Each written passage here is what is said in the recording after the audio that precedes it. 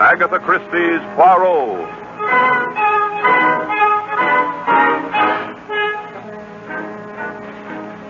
From the thrill-packed pages of Agatha Christie's unforgettable stories of corpses, clues, and crime, Mutual now brings you, complete with bowler hat and brave mustache, your favorite detective, Hercule Poirot, starring Harold Huber in The Case of the Careless Victim.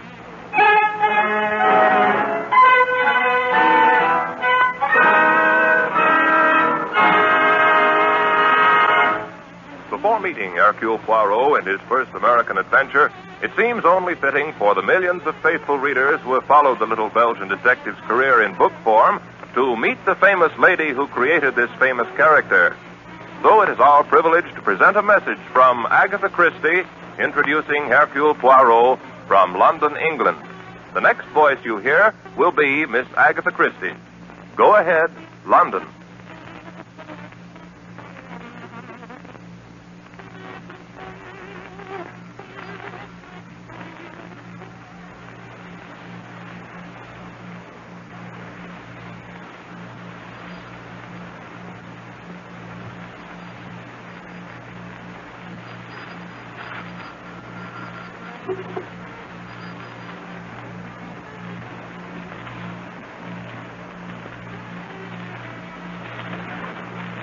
We regret that due to atmospheric conditions, we have been unable to bring you Miss Christie from London.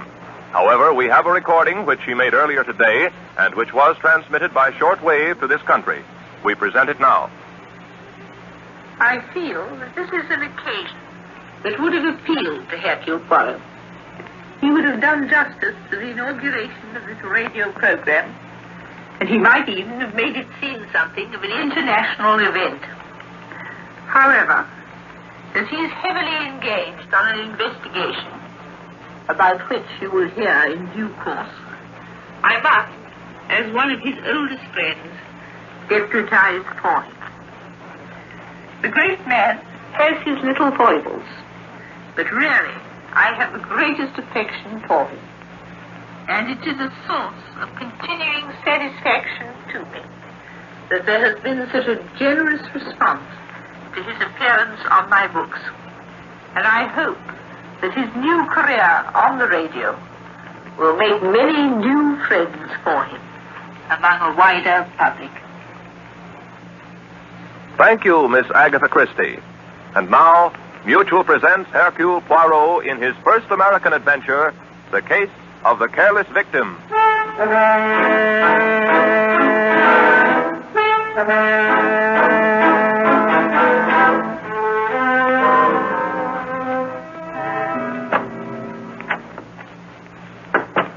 Mademoiselle? Huh?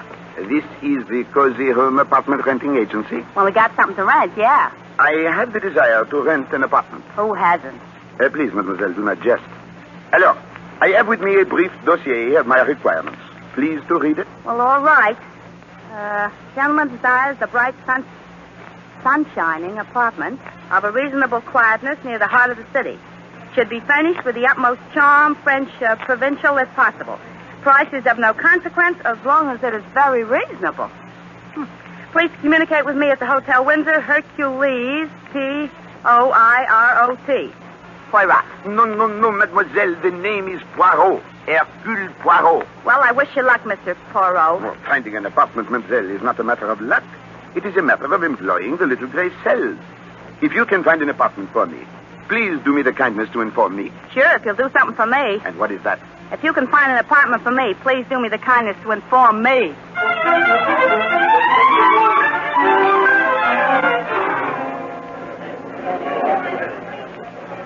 Going up. Floor, please. Number 5. You are new here, no? Yes, I only came on yesterday. You're Mr. Poirot, aren't you? Poirot. Oh, Poirot. One of the boys pointed you out. Yes, sir. Fifth floor.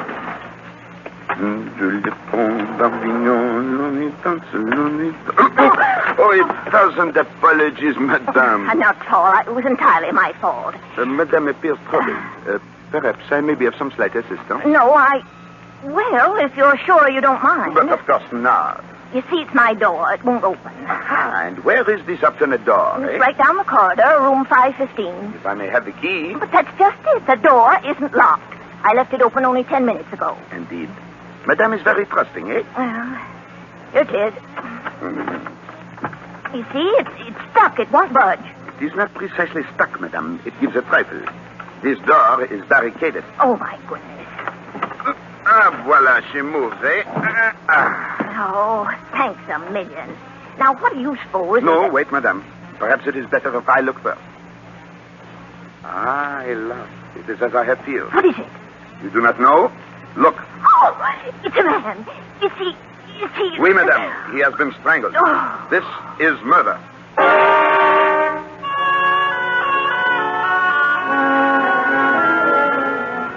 Zut alors, I must compliment you, madame. Your color is excellent, and you did not even commence to faint.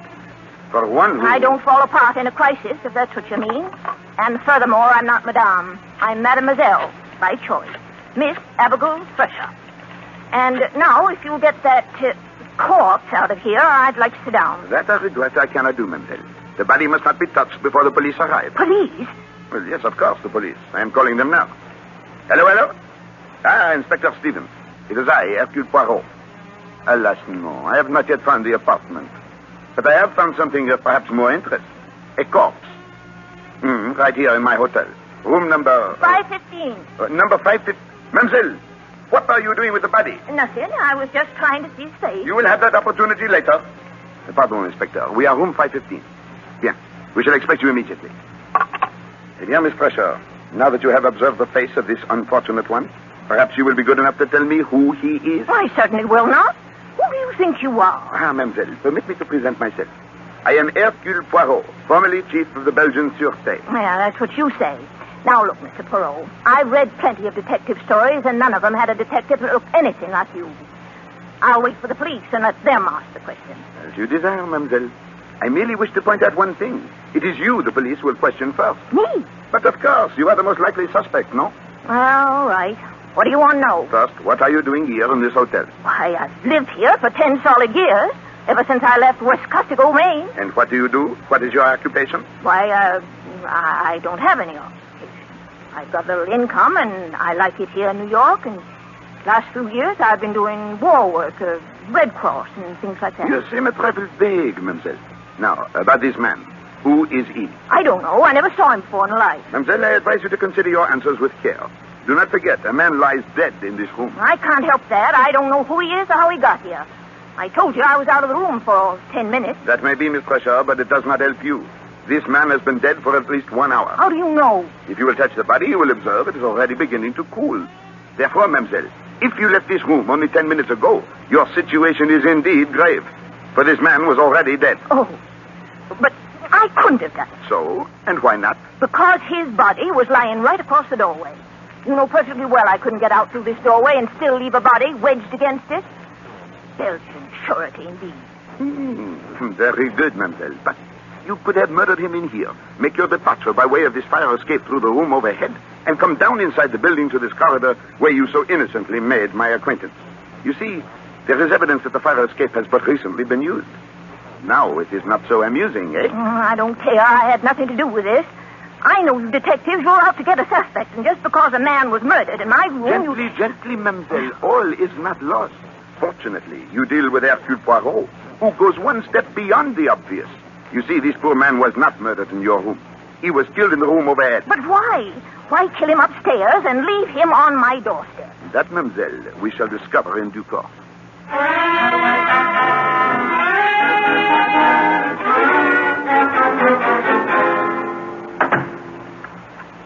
All right, Mr. Poirot, now that you've got the corpse safely locked in my room and us outside, what am I supposed to do? Sleep in the fire escape? I do not think that will be necessary, mademoiselle. You are coming with me to the lobby where we shall wait for my friend, Inspector Stevens. He will see that you are comfortably sheltered for the night. Oh. Tell me, Mr. Poirot, how did you figure out that the murder took place upstairs? Is it not apparent, Miss Fresher? Please to squeeze the bell for the elevator. I look out of your window and observe the fire escapes. And what do I find? Everywhere the dust reposes peacefully. Well, naturally. The help is too busy to polish fire escapes. Ah, mademoiselle, but on one stairway, the one leading up from your window, all is disarranged. There is a broad, clear path through the dust, and it is precisely the width of a human body. And since the path extends only to the floor above, it is obvious the body has been dragged down from room 615. Also, on the garments of the dead man, on the trousers, the left elbow, and across the shoulders, there are unmistakable traces of rust. Ah, voila, the elevator. Going down. Monsieur, will you be good enough to explain why you were so long in arriving? Huh? Oh, it's this old car. Every once in a while it goes on a fritz. Comment? On the free? Out of order. Yeah, it got stuck on the ninth. You have been on the ninth floor all this time? Yeah, that's right. That is difficult to believe. Why? Because the indicator has been pointing to the basement. Ah, that indicator. As soon as anything goes wrong, it flops. I am not so sure that is true of the indicator. But unquestionably, monsieur, it is true of the too clever murder. As soon as anything goes wrong, it flops.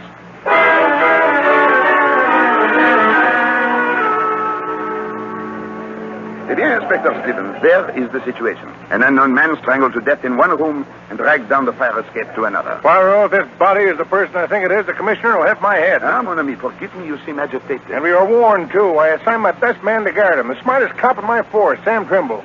Good Lord, Poirot, there'll be an international scandal. Gently, mon ami, you go too fast, even for Hercule Poirot. Who is this magnificent figure of international importance? Parrish, Jonathan Parrish. Parrish? Ah, oui, the name rings a bell. He is the big currency expert, eh? That's right. He's on his way to Europe to set up the new paper currency for the liberated countries. Checked in at the Windsor today. Was supposed to pick up some papers, dyes, and inks, and then hop a bomber tonight. The fifth floor, please.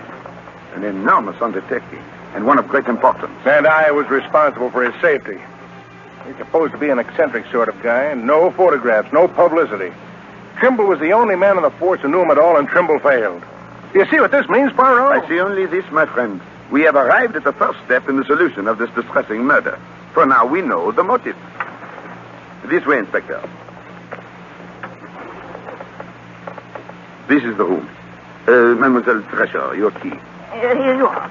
I'll never live this Oh, down. you exaggerate, mon ami. Even the best of men sometimes fail. Regard, Inspector. Here is your corpse. They certainly did a job. Thunderation. You are shocked, monsieur. Poirot, do you realize what's happened? But of course, Inspector.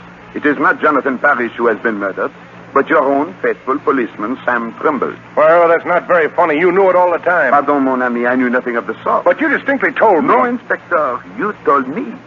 To me, the dead man was an unknown corpse. It could be anyone. But when you speak of two men, one a wealthy financier of international importance, the other a police officer, by employing the little gray cells, it is not difficult to conclude that the corpse with the large, high, comfortable shoes and the plain suit is the policeman. Oh, of course. I'm sorry. Monsieur, there is no time now for the profuse apologies. Yeah, you're right. We've got to get to Parrish at once. The poor guy doesn't even know his bodyguard's gone. Hello. Operator, what room is Jonathan Parrish in? Huh? 615. Hold on. Oh, that's the room directly over this one where Trimble was killed. Precisely. Operator, let me talk to Mr. Parrish. I think you will find the gentleman does not answer. Why not? Oh, obviously, he would not witness a murder without reporting it. On the other hand, he too may... Good Lord, Poirot, do you think he's dead too? Well, we know he received a warning from Hillary Kent. I do not follow you, mon ami. Huh? No, I don't blame him. Hillary Kent is a criminal egomaniac. Ah, one who commits crime chiefly for the pleasure of battling the police, eh? Exactly. Well, this Hillary Kent, or somebody who calls himself Hillary Kent, is one of those guys. He pulled off a few clever jobs and got away with them. We don't know anything about him, but whoever he is, he's got to get his thrill out of every job. So he makes it a rule to warn his victim. Ah, oui. I know well the type.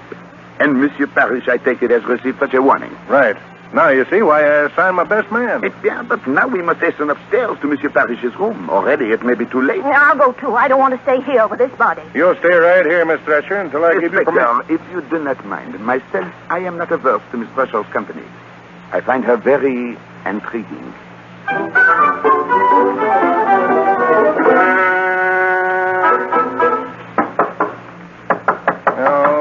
No answer. But naturally, you did not expect the murderer to sit down and wait for us.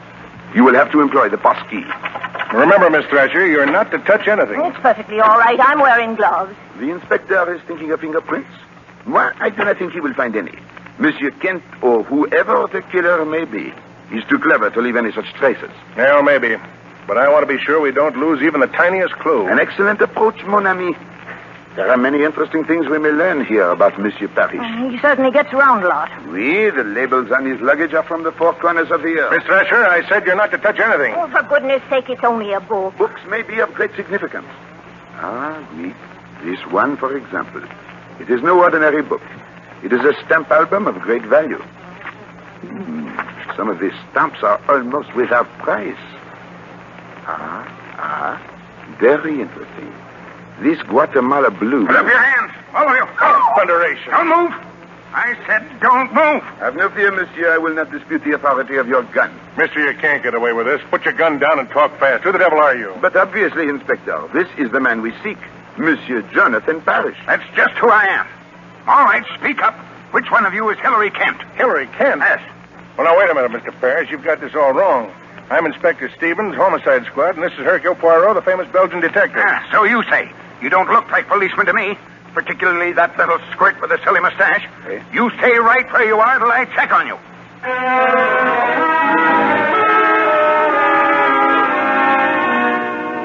Eh bien, Monsieur Parrish, now that you are satisfied as to our identity. Well, I've heard of you, of course. You're supposed to be the greatest French detective in the world. Oh, always people say that about me, monsieur, but it is not entirely true. I am not French. I am Belgian. Well, I wish you'd all get out of here and leave me alone. I'm expecting my daughter, and I don't want her running into a room full of policemen. But, monsieur, you are in grave danger. You must be protected every moment. You offering me police protection? Not worth a hoot. I beg your pardon. That's what I said, not worth a hoot. I have protection. Some detective they assigned to me. Where is he? He is dead. What? He was murdered in this very room while protecting you. Therefore, if you do not object too violently, I shall undertake to protect you until you step aboard your airplane. All right, stay. I don't know how long it'll be. I'm just waiting for one little parcel to be delivered. Then I'm off. Monsieur is taking with him much equipment? Yes, quite a load.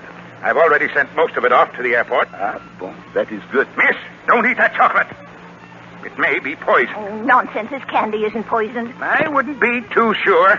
That box of candy supposedly came from my daughter, Laura. It was delivered a little while ago. But you suspect she did not send it? Well, she's supposed to come here in person. Should be here now, in fact. So why should she send it? You are very shrewd, mon ami.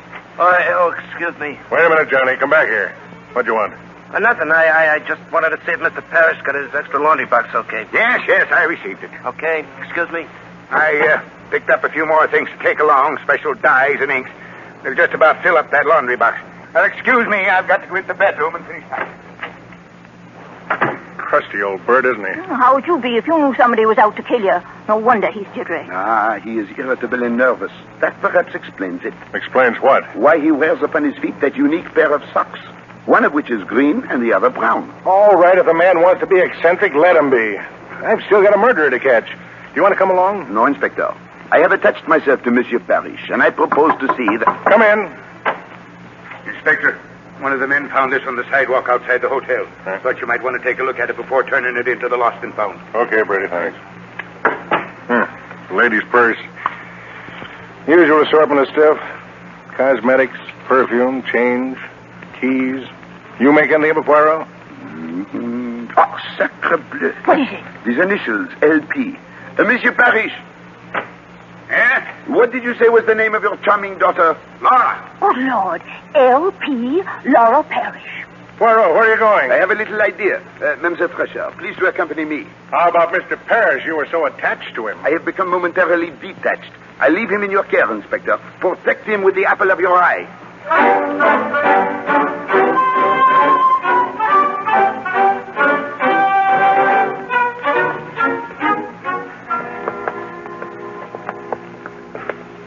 Come, it will not be the first time you have left the elevator unattended, Monsieur Johnny. Come along. Mr. Poirot, you're wasting your time in this basement, believe me. Nevertheless, it interests me. Please to light the way. There's nothing here, just a lot of ash cans. One moment.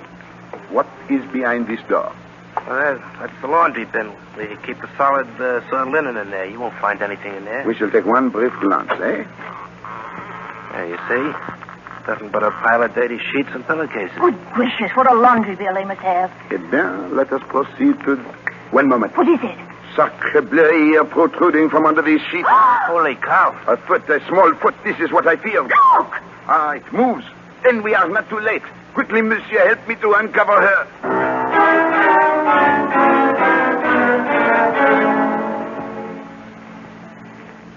That's all I know, Mr. Poirot. I was walking along the street toward the hotel. Just as I passed the alley, I was pulled in.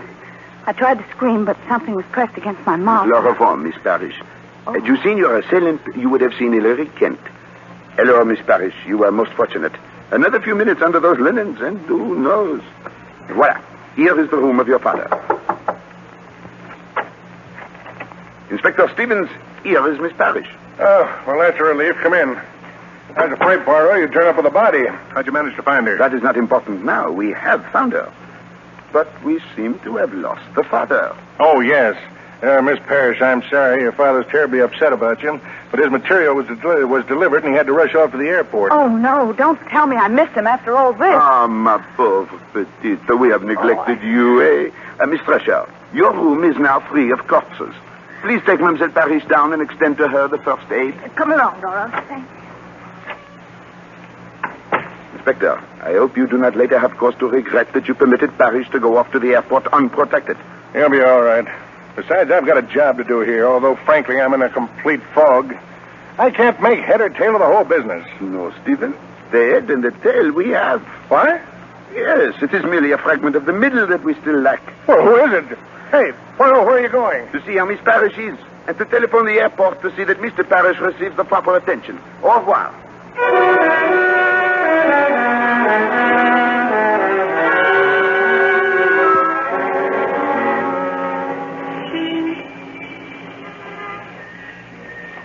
Mr. Poirot, where are you taking me now? I'd like to have some... Mr. Poirot. Hello? Someone calls? It's Johnny in that parked car. Mr. Poirot, I got a message for you from Inspector Stevens. He rushed off a minute ago. From Stevens? What is it? What is the message? He says he just got word that Mr. Parrish has been seriously hurt in an automobile accident on North Salem Road. This is too much. You ought to get there as fast as you can. Here's the address. 52 North Salem Road. Monsieur, your duties for the day are over. Yeah. And this is your vehicle? Yeah, why? There is no time to seek a taxi, so I will impose on your kindness. Miss Thresher, quickly, please. Okay. North Salem Road, right? No, to the airport. What? But Mr. Parrish isn't at the airport. He's injured on North Salem Road. No, mademoiselle. That is what I was intended to believe. Do you not think so, Johnny? He is not there, I assure you. How do you know? Well, North Salem Road is not on the way to the airport. It is in the opposite direction. This is merely a trick to keep us from the flying field. We must hurry there before it is too late.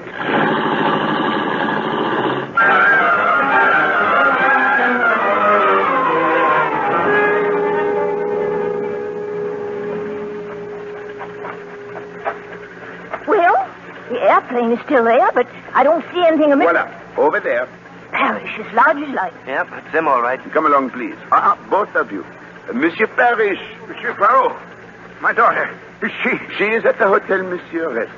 She has had a small misadventure, but she is entirely safe. Oh, thank heavens. You are relieved, eh? Am I? I don't think I'd have gotten on that plane if you hadn't found her.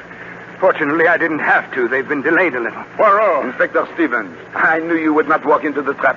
Yeah, but as usual, you beat me to it. I was halfway out to North Salem Road before I realized what was cooking. Eh bien, here is Mr. Parrish safe and sound, eh? I suggest the bomber be inspected with great care. There may be sabotage. Good idea. Also, have all the doors of this building guarded. Mr. Poirot, do I have to hang around here? But of course, Johnny. We may require you for our return trip. Oh, Monsieur Parrish, here is your pilot who approaches. Oh, we're ready now, Mr. Parrish. Yes, thank you.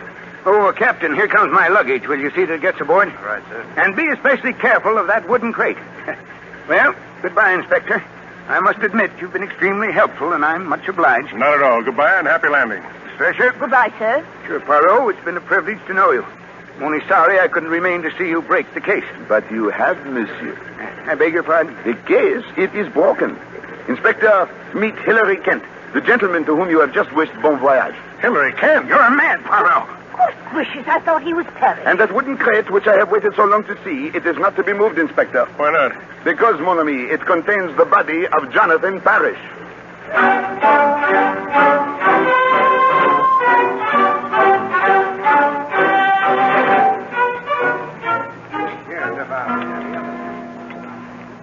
A charming restaurant, this, n'est-ce pas? The planes circling about give one the feeling of flying, eh? The feeling I've got is that fine gives you. Keep me from it. Oh, that is natural. I, too, do not like murder, Miss Thresher. Inspector Stevens. Everything is taken care of? Yeah, they're taking Kent away now. Then perhaps you will join us in a little supper. No, thanks, Poirot. I've got to get back. I just dropped over to ask you a few questions. For example? Well, when did you first suspect that Kent was impersonating Parrish? Almost from the start. When we enter the room of Monsieur Parrish, what do we find? An amazing paradox. On the one hand, we have a man who is an ardent stamp collector whose album is in perfect order. Each stamp, each shade of stamp, precisely in its proper place, except the most valuable one of all, a Guatemala blue reposing among American 3-cent stamps. Later, when I look at his socks, one green and one brown, I am certain.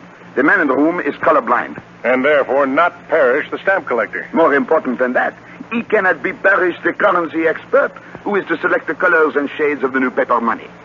Therefore, if the man in the room is not Parrish, who is he?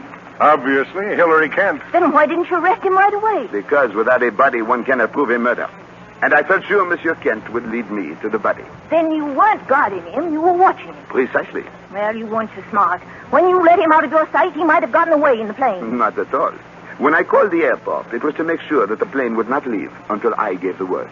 You know everything, don't you? Some things are obvious, Mademoiselle. We can suppose Hillary Kent discovers the nature of the mission Monsieur Parrish is engaged in.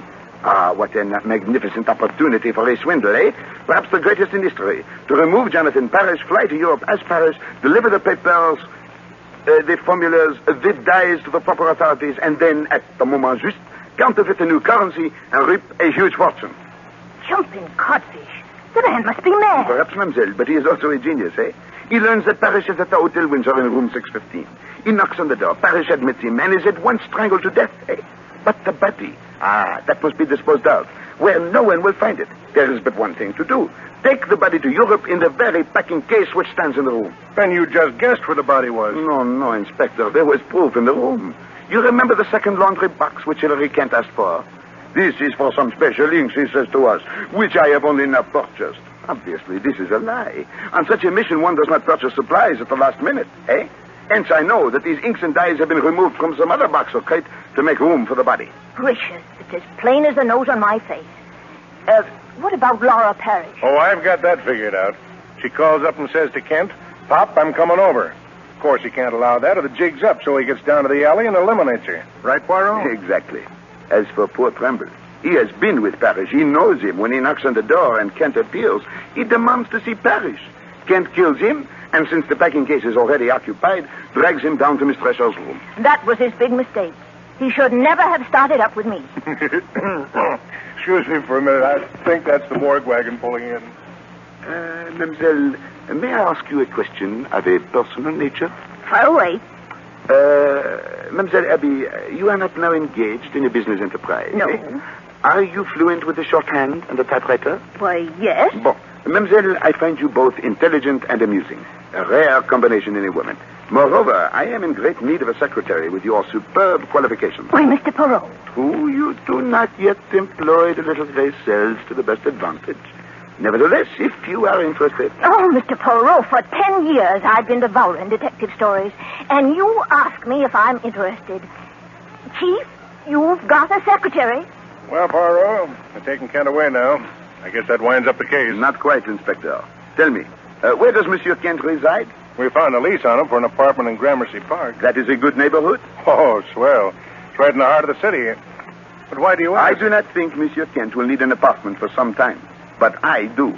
You see, my friends, it is as I have said. To find an apartment in New York City is the essence of simplicity. One has only to solve 2 murders.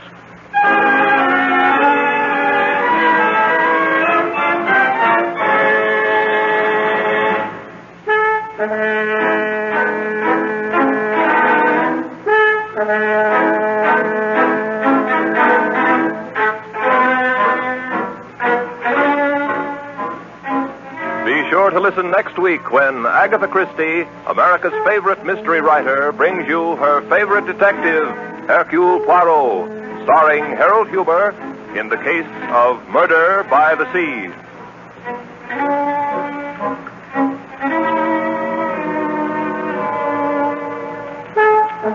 Agatha Christie's Poirot is directed by Carl Eastman.